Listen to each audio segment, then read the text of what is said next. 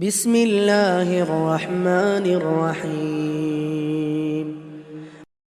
Nah, kalau kita ingin memuliakan ilmu, kita harus tahu kedudukan ilmu itu seperti apa sih. Sehingga kita bisa memuliakan. Sehingga kita bisa memuliakan ilmu itu sendiri. Karena memuliakan ilmu harga mati, hadirin. Kalau kita ingin sukses di dunia ini, kita ingin ilmu kita berkah, kita ingin terus ditolong oleh Allah Subhanahu wa taala dalam setiap ujian-ujian kehidupan kita harus memuliakan ilmu. Jadi tugas antum bukan hanya belajar, tapi tugas antum adalah memuliakan ilmu itu sendiri. Dan kita nggak akan bisa berhasil dengan maksimal kalau kita tidak tahu kedudukan ilmu itu. Makanya bab pertama tentang keutamaan dan kedudukan ilmu. Sehingga kita tahu ternyata begini ilmu ya. Maka saya harus muliakan dengan semaksimal mungkin. Yaitu alasan yang pertama. Alasan yang kedua, tujuan penulis memulai buku ini dengan bab pertama tentang memuliakan ilmu, ahli ilmu, belajar dan mengajar. Tujuannya adalah untuk memotivasi kita agar kita punya adab yang tinggi di dalam dunia ilmu. Agar kita punya adab. Karena dengan mengetahui keutamaan ilmu, mengetahui keutamaan ulama, maka secara otomatis akan menjadi cambuk bagi kita untuk bersikap yang baik, untuk beradab yang tinggi di hadapan ilmu dan para ulama. Di hadapan ilmu dan para ulama.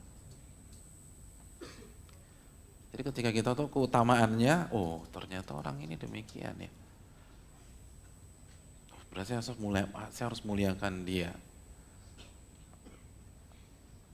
Ya simpel aja lah, misalnya ada jenderal bintang 3 pakai pakaian biasa dan antum nggak tahu keutamaan orang ini. Mungkin antum salamannya biasa aja.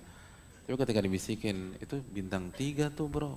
Oh bintang 3, langsung gimana kabarnya Pak? Baik, keluarga gimana, anak sehat, terus cucu, semua ramah banget karena tahu keutamaannya.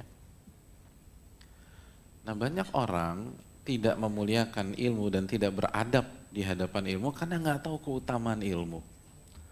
Padahal kita tahu benar-benar bil adabi tafhamul ilma. Hanya dengan adab Anda bisa mengetahui, Anda bisa memahami hakikat dari ilmu. Jadi hanya dengan adab kita bisa memahami hakikat dari ilmu. Sebagaimana ucapan dari Al-Imam Yusuf bin Al-Husain dalam kitab Iqtida'ul Ilmi Al-Amal karya Al-Khatib Al-Baghdadi. Jadi hanya dengan beradab kita bisa memahami hakikat dari ilmu. Ilmu itu mahal, ilmu itu tinggi. Makanya para ulama seperti Syekh Shalih Al-Utsaimin mengatakan al-ilmu jamal wala yuhassil jamala illal jamalu. Ilmu itu indah dan tidak ada yang bisa mendapatkan keindahan ilmu kecuali orang-orang yang, kalau bahasa kita, orang-orang yang mampu bermain cantik dalam dunia ilmu. Orang-orang yang indah. Indah apanya? Indah akhlaknya, adabnya, perangainya, dan lain-lain. Jadi ilmu itu indah.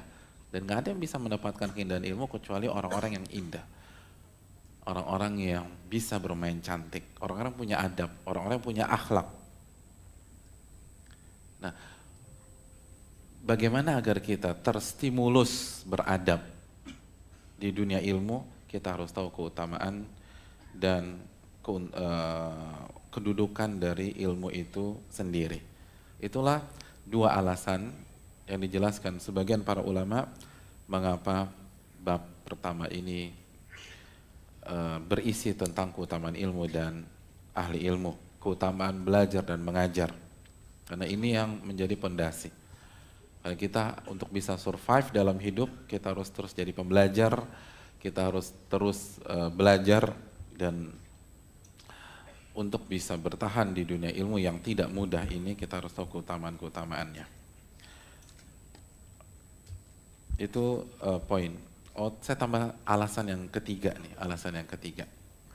Hadirin yang dirahmati oleh Allah Subhanahu wa taala, alasan yang ketiga, agar kita semangat nuntut ilmu. Semangat dekat dengan majelis ilmu.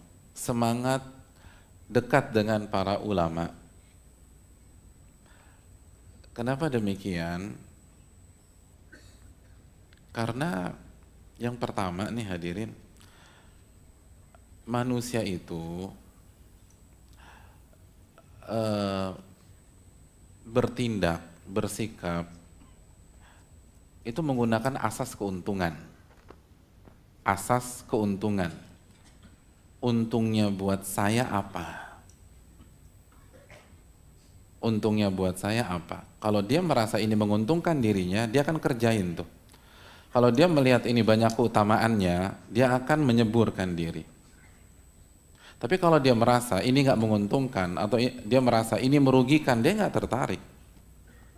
Dia nggak akan tertarik. Itu manusia, itu manusiawi.